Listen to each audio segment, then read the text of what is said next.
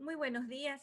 Para cumplir con el requerimiento de mi proyecto final, he preparado un video utilizando Zoom con presentaciones elaboradas en Prezi. Soy Paulina Versosi, docente de Economía, y el día de hoy voy a explicarles una clase con el tema Proceso de Formación Socioeconómica del Ecuador. Respecto a este proceso de formación socioeconómica del Ecuador, es muy importante destacar algunas situaciones, como por ejemplo, los modos de producción en la historia mundial: comunitarismo, esclavismo, feudalismo, mercantilismo, capitalismo y socialismo. En cuanto al comunitarismo, aquí la sociedad comienza su organización social. Se caracteriza porque no existe la propiedad privada sobre los medios productivos. Dos subperiodos se destacan aquí, como fueron la comunidad nómada y la comunidad sedentaria. En el esclavismo consiste en que la producción de bienes y servicios se la realiza mediante esclavos, esclavos que eran generalmente sometidos por la guerra.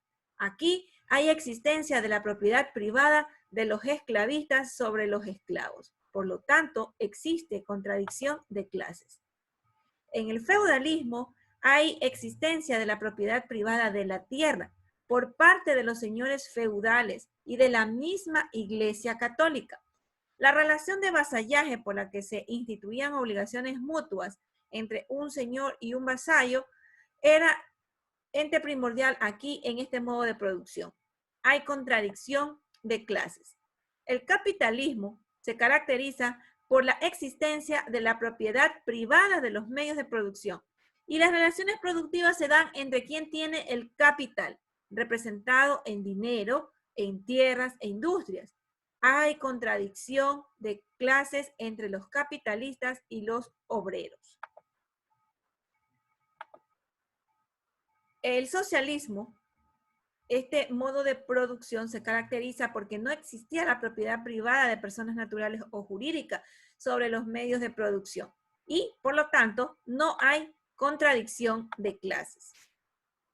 Continuando sobre este proceso socioeconómico, ¿verdad?, que tuvo nuestro país, es bueno también que nosotros recordemos que la sociedad aborigen en el Ecuador se caracterizó por la presencia de las tribus hispánicas y los incas. Aquí muchos periodos se hicieron presentes. Así tenemos el periodo precerámico o el paleoindio, que es un periodo de recolección de caza y de pesca. Era el hombre quien se encargaba de la cacería y la mujer de la recolección de los frutos. Para la caza de los animales fabricaron armas como lanzas hechas de madera. Culturas que se destacan en este periodo fueron Las Vegas, Chocchi, Cubilán, el Inga, que constituyen el génesis de este periodo. Tuvo una economía simple, sin embargo, también es una economía de amplio espectro, ya como lo habíamos analizado en las clases anteriores. El periodo formativo es un periodo de agricultura extensiva o incipiente. Aparece la agricultura como hecho básico de supervivencia, con los sembríos de plantas medicinales y cultivos, principalmente como el maíz y la domesticación de ciertos animales de granja. Las principales culturas, en este periodo formativo son las culturas chorreras, la cultura Valdivia, Cotocollao, Machalilla, entre otras. El descubrimiento de la cerámica, con este material se crearon figuras o esculturas. En el periodo de integración, periodo de agricultura intensiva o perfeccionada, aparecen los señoríos étnicos. Navegación amplia, crearon una balanza para pesar sus productos y poder venderlos. Y ellos aquí inventaron una moneda de cobre que tenía la forma de T. Los caranquis cayambes, los huancavilcas, los cañaris son las culturas que más se destacan en este periodo. Se perfeccionó el comercio. La presencia de los incas en el Ecuador. En el territorio de Ecuador en el siglo XV, los incas Tupac, Yupanqui, Huayna Capac conquistaron el territorio y lo incorporaron a su imperio. El inca, con todo el poder, se encontraba en la cúspide, mientras que el pueblo, que era la gran mayoría, constituían su base social. El dominio de los incas no duró más que 40 años en Ecuador después de la muerte de Huayna Cápac. Luego de este periodo, ¿cómo era nuestro Ecuador en la época colonial? Pues la sociedad colonial ecuatoriana estaba organizada de diferentes maneras, ¿no? Aquí vamos a analizar la organización política y económica de la Real Audiencia de Quito en ese momento, donde la economía se basó principalmente en la riqueza que generaban los astilleros de Guayaquil. También fue importante la extracción de oro de las minas de Zaruma y de los ríos del Oriente.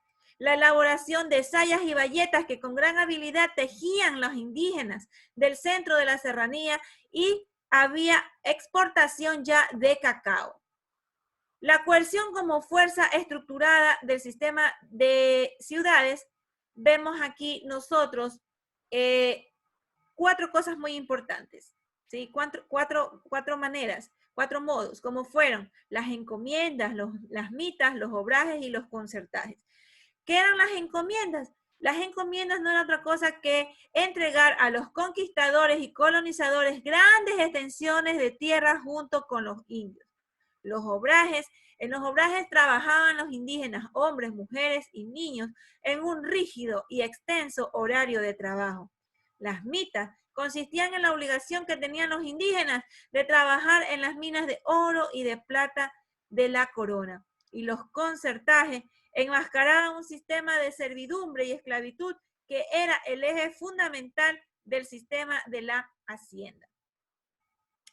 Pero se derrota el monopolio comercial español y hay disminución del pago tributario sin la independencia de la corona hispana. España, consciente de la imposibilidad de abastecer a las colonias, permite el ingreso de mercadería desde otra procedencia distinta de las metrópolis. Esto mostraba cierto grado de debilidad sobre sus colonias de la potencia española. Las rebeliones criollas y guerras de la independencia hubo un momento en que ya estábamos cansados de soportar la soberbia, la arrogancia y altanería por parte de los españoles. Llegaron las primeras manifestaciones de las rebeliones criollas, debido al monopolio que estos ejercían, que impedían a los criollos su desarrollo y libertad económica. Las guerras de independencia frenaron el progreso material colonial, debido sobre todo a la falta de liquidez y a la necesidad de dedicar los mayores esfuerzos a la reconstrucción económica de los países. Una vez que se dio toda esta situación, hubo un proceso de formación del Estado ecuatoriano, la Gran Colombia y sus primeros años de la vida republicana. La Gran Colombia, ¿verdad?, donde su jefe de Estado fue el libertador Simón Bolívar. Los territorios que comprendían eran las antiguas colonias españolas que conformaron esta Gran Colombia, como lo vemos nosotros aquí en la imagen, ¿sí? Donde vemos que no solamente lo conformaba Ecuador, sino los países vecinos. Y fue el 13 de mayo de 1830 donde se declara como república a nuestro país, Ecuador. En 1830, el comandante militar de Quito, general Juan José Flores, un venezolano de 30 años casado con una aristócrata quiteña, anunció la independencia del país y fue elegido unánimemente presidente, y él tuvo 3 periodos, que fueron en el año de 1830 a 1834, luego en 1839 a 1843 y de 1843 a 1845.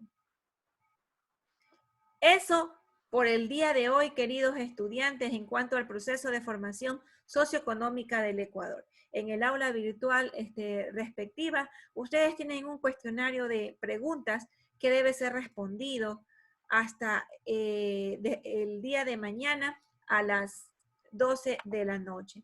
Cualquier inquietud que se les presente, por favor comunicarlo en el chat del aula virtual. Muchas gracias por